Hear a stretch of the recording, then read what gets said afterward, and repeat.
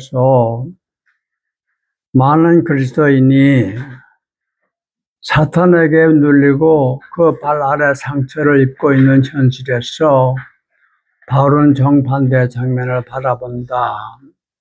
그러므로 문제는 지금 어떤 형편과 처지에 있느냐가 아니다. 바울이 소망한 것은 단 하나, 우리 주 예수의 은혜가 너희에게 있을지어다. 필요한 것은 언제 어디서나 이 하나만으로 이미 넉넉하기 때문이다. 아마 이거는 그 책에 있는 내용을 그대로 인용한 것 같아요.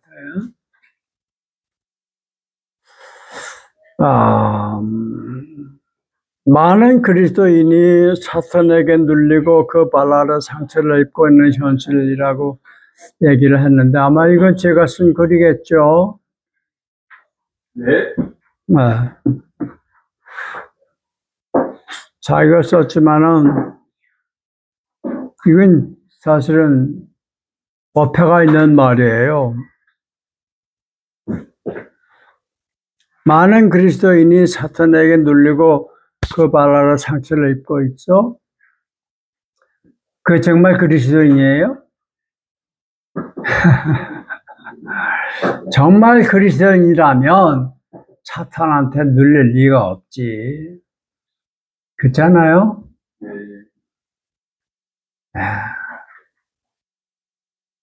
그리스도인이라면 바울이 말한 대로 내가 내 인생의 주인이 아니라 그리스도께서 내 안에 사신다는 그런 의미에서 그리스도인. 그냥 이름만 기독교인하고 교회 왔다 갔다 하고 그거 말고 그건 그리스도인이라고 얘기는 겉으로 보면 그렇게 부를 수 있을지 모르지만 속 보면 아직은 아니지. 그렇게 말한다면 정말 그리스도인이라면 사탄이 범접을 못하지요. 빛이 있는데 어떻게 어둠이 들어오나. 빛은 어둠 속으로 얼마든지 들어가지만 어둠은 빛 속으로 못 들어와요. 내 안에 정말 그리스도께서 사신다면 어떻게 사탄이 나를 흔들어? 말이 안 되는 거예요. 그런데 이땐 이렇게 썼네. 그때 아직 그걸 내가 몰랐던가 봐요. 그리스도인이라고 할 때 사실 이름만 그리스도인이라고 하지 실제로는 지가 자기 인생 살아가는 사람 많잖아요, 솔직히.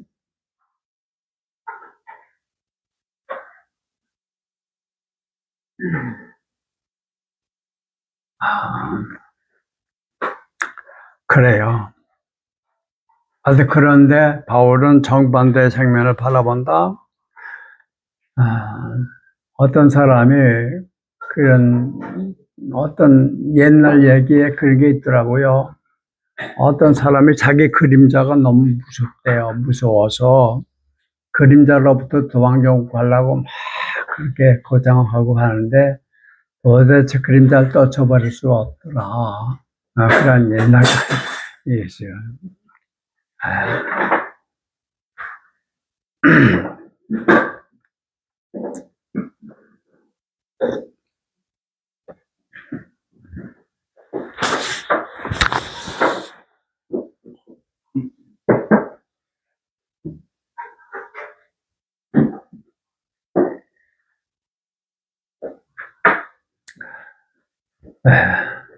그림자가 왜 무서울까요?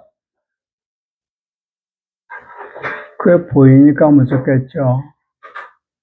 보이니까. 그렇죠? 눈엔 안 보여도 마음속에 그게 있으니까 무서운 거예요. 없는 걸 어떻게 무서워할 수 있겠습니까? 보이지 않는 거. 마음속으로라도 보이니까 무서운 거죠. 그게 있는지도 모르는데 어떻게 그걸 무서워해요? 그래. 내 그림자를 내가 어떻게 보지요? 내 그림자를 보려면 내 몸이 빛이 내 뒤에 있다는 의미 아닙니까? 그림자가 보인다는 얘기는 빛이 내 뒤에 있다는 얘기죠. 빛이 저 앞에 있으면 내 그림자는 내 뒤에 있겠죠? 그럼 그게 보일까요?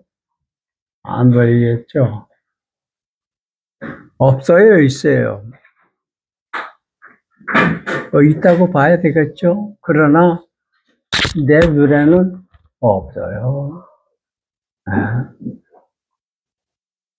남들이 볼 때는 보이겠죠, 내 그림자가. 그러나 내가 이제 빛을 향하고 있으니까 내 그림자가 내 눈에는 안 보인다는 말이죠. 아무 없는 거예요.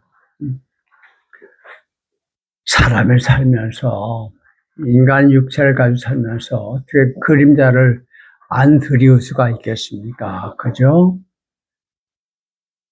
그러나 내가 그림자를 내가 무서워하거나 싫어하거나 한다는 얘기는 지금 내가 빛을 등지고 있다는 의미겠죠. 그래서 주의 은혜가 내 안에 있다면, 충분히 있다면, 그러면 그림자가 나를 겁줄 수가 없겠죠.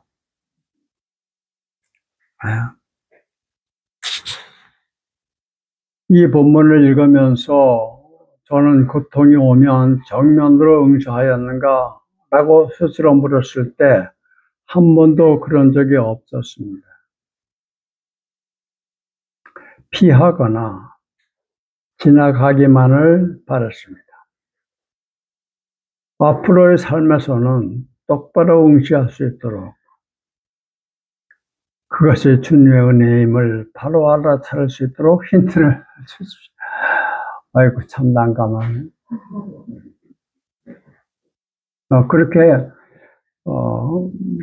고통이 오면 정면으로 지금까지는 응시하지 않고 피하거나 지나가기만을 바랐는데 앞으로는 똑바로 응시하고 싶다는 얘기죠.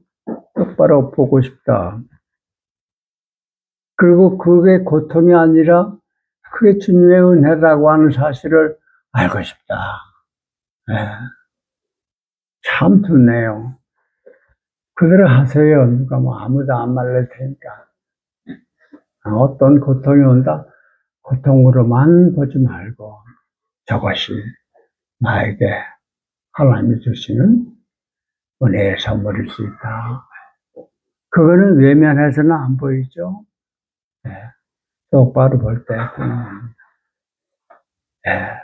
제자들이 배 타고 가는데 갑자기 풍랑이 일었죠? 네.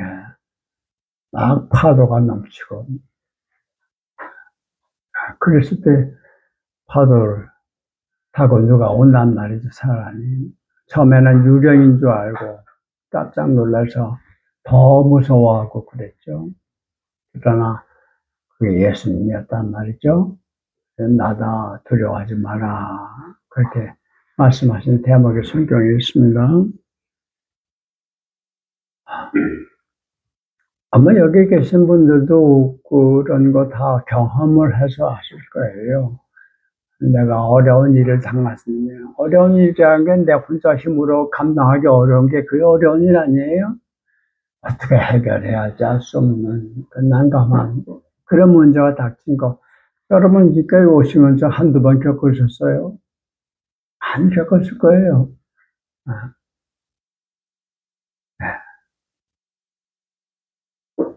그래도 거기에 함몰되지 않고 망가지지 않고 여기까지 오셨잖아요.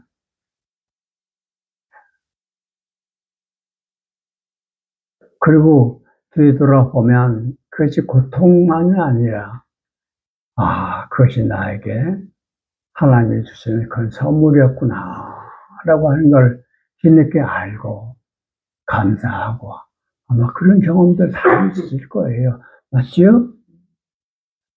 그 얘기를 하는 거예요.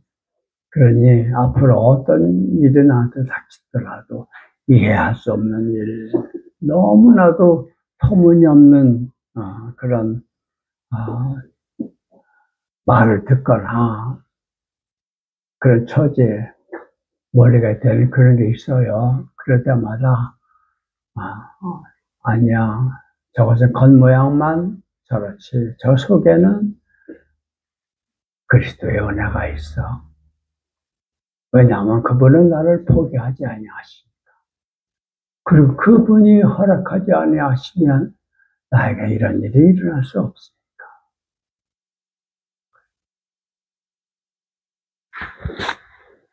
네, 다 그러실 거예요. 그렇죠? 저도 마찬가지입니다. 늘 제가 자주 말씀드립니다만은 평탄하고 안락하고 다 자기가 원하는 대로 일이 이루어지고 그런 걸 통해서 내가 그렇게 큰 은혜를 받은 것 같지 않아요. 네, 조금이라도 주님께 가까이 갈 수 있는 기회가 있었다면 그것은 금방 말씀드린 대로 나이가 어려움이라고 하는 것이 닥쳤을 때 그걸 견디고 헤어쳐 나가면서 주님과 점점 더 가까워지는 그런 힌트가 뭐 있겠어요. 앞으로 이 질문하신 분, 이런 일이 일어나네, 작건 크건 그때 그것이 눈 감지 말고 외면하지 말고 그걸 잘 응시하고 견디는 거죠. 그러다 보면 그 안에서 선물을 발견할 수 있을 겁니다. 예수님이 이걸 나한테 주시려고 나한테 이런 일을 겪게 하시는구나.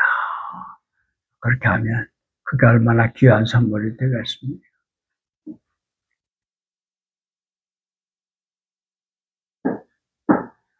제 코뼈 부러진 얘기 했잖아요. 내가 코뼈가 부러졌지만 왜 부러졌는지 몰랐어요. 뭐 차가 이렇게 교통사고가 나서 차가 들이받는 바람에 부러졌다 이렇게 얘기할 수 있지만 그게 진짜 원인이 아니었단 말이죠. 이걸 하나님께 여쭤보니까 네가 너무 교만해서 내가 네 콧대를 꺾었다. 그런 음성을 들었을 때 이건 사고가 아니야. 선물이지. 나한테 주신. 그런 거예요. 그땐 안심이 되고 왜냐하면 하나님이 나한테 주신 거니까. 안심이 되고 감사하고 그렇게 되는 겁니다. 근데 만일 내가 그걸 여쭙지 않았으면 아마 운전기사나 원망하고 뭐 그렇겠죠. 뭐 사람들 하는 것처럼. 너 때문에 내가 이런 일을 당했다고. 그러나 정 모르겠으면 이런 일을 당했을 때 그 문제하고 씨름하지 말고 하나님께 기도해 보시길 바랍니다. 하나님, 저한테 왜 이런 일을 제가 겪어야 됐습니까? 제가 원인은 잘 모르겠는데 가르쳐 주십시오. 기도하시면 기다렸다는 듯이 대답을 들려주실 거예요.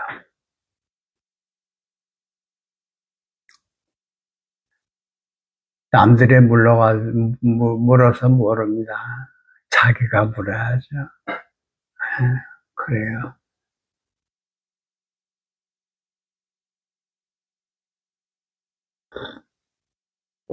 두 번째 거 읽어볼까요?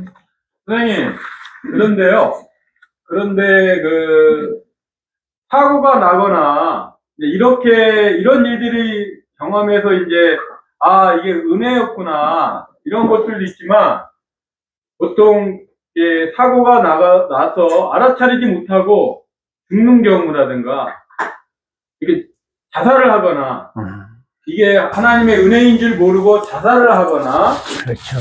큰 사고를 당해서 이렇게 어려움에 빠지거나 헤어나오지 못하거나, 저희가 그러한 것들을 너무 많이 보니까 마치 권선징악처럼 저 사람은 저런 일을 당할 만해서 당한 거야 라고 하는 이 아르마리가 요 은총이라고 하는 것이 작동하기 전에 벌써 작동을 하는 것 같아요. 이게 워낙 강력하니까. 맞아요. 예, 예. 그래서. 그래요. 네. 그렇죠. 맞아요. 그래서.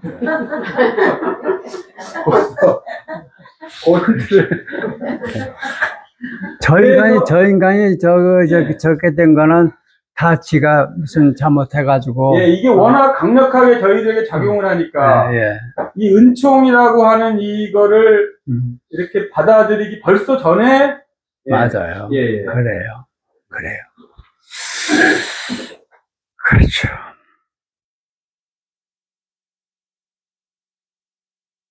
그럼 어떻게 하면 좋을까?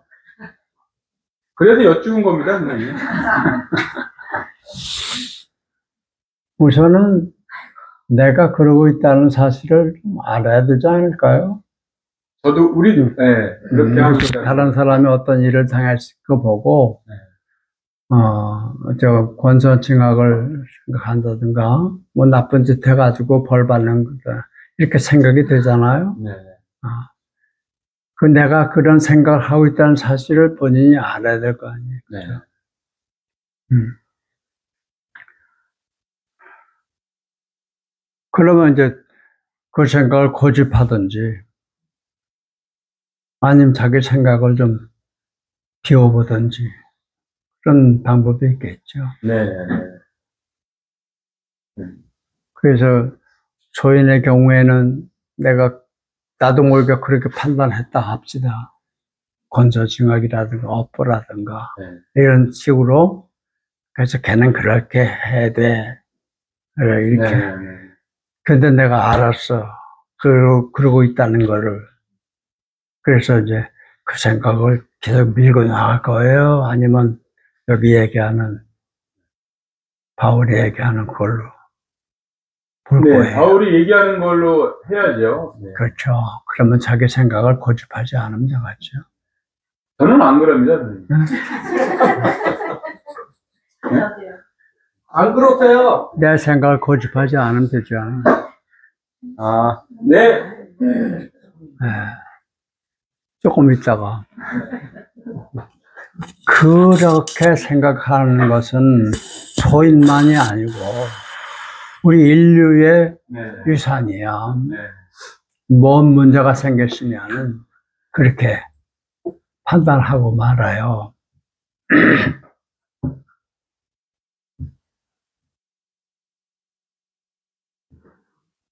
그건 우리가 물려받은 하나의 버릇이라고 생각해요. 생각의 습관이죠. 사실 예수님이 오셔서 우리에게 하신 것 중에 가장 큰 것 중에 하나가 그 오래된 생각의 숲을 깨뜨린 거예요. 하나님에 대한 생각도 얼마나 완고합니까? 유대인들이. 그렇죠? 하나님은 유대인 민족만 사랑하신다. 아주 굳잖아요. 나는 다른 인간들은 이방인이죠. 그렇게 산다는 생각이 있는데 이게 생각의 습이지 진실이 아니란 말이죠. 예수님은 그거를 가차없이 깨잖아요. 그러니까 우리가 거기까지 이제 따라가야죠. 그래서 내 생각에 내가 생각하고 있는 것이 정말 이것이 보편적인 사람들의 생각인가? 그건 의미가 없다고 봐요. 대중의 생각이 맞다 그러면 아니에요. 나는 아니에요. 1000사람이 옳다고 하더라도 아닌 건 아닌 거예요. 그런 의미에서 적어도 내가 그리스도인이라면 예수님이 정말 그렇게 말씀하실까? 그렇게 보실까?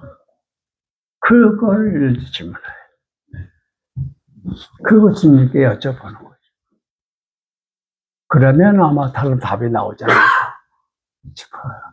그 우리가 끊임없이 작은 일이든 큰 일이든 항상 저분과 소통하는 가운데서 자기 생각을 정리할 필요가 있지 않을까 싶어요. 그걸 놓쳐버리면 나도 모르게 습관적으로 행동하죠. 말하고 생각만 하는 게 아니라 주장을 해요. 우리는 그러지 말자는 거죠. 아까 손 들었잖아. 네. 그놈 참 쌤통이다. 라고. 그 소리 지른다고 내가 듣는 거 아니에요. 그러니까 소리를 안 질러주니까 좀 천천히 얘기해봐요. 그놈 참 쌤통이다. 쌤통이다. 라고 생각하는 거 그래. 사탄의 속삭임인가요? 그렇죠. 그걸 알죠. 쌤통이다. 그러니까 걔가 뭐 잘못했을 때 나오잖아요. 그죠? 네. 내가 그때 다쳤어. 저 쌤통이다 하는 얘기 기분 좋다는 얘기잖아. 네? 그 사탄만이 그렇게 할 수 있죠. 예수님은 그렇게 못하죠. 최근에요, 제가 방글라데시를 알고 있는데, 수천 명을 학살한 여성 총리가 사형 판결 받았대요. 야, 그거 쌤통이다. 네. 그랬어요? 그런 경우 나쁜 생각이죠? 네. 나쁘다고까지는 볼 수 없지만, 그 바람직한 건 아니죠. 그리스도로 가면 그렇게 얘기 안 하셨을 잘하겠습니다. 거예요. 네. 나한테 하는 소리 아니지, 영주? 그래서 나는 윤석열이나 김건희 이런 사람들이 정말 내 마음이 아파. 아이고, 선생을 못 만나서 어려서부터 선생님을 잘 만났으면 아무도 인생이 무엇인지 뭐가 가치가 있는 건지 안 가르쳤단 말이야. 물론 쥐들이 배울 마음도 없으니까. 그러니 그야말로 자기 업보 같아. 내가 쌓은 업을 받는 거예요. 근데 그게 고소해? 불쌍하지 않아? 같은 인간으로서. 참 안 됐다. 그 부처님을 말하기에 대자라고 하는 큰 사랑. 그 큰 사랑, 엄마가 자식 사랑하는 그 사랑, 그 대자. 비는 슬프다. 마음이 아프다. 이 세상 사람들 살아가는 거 보면 마음이 아픈 거야.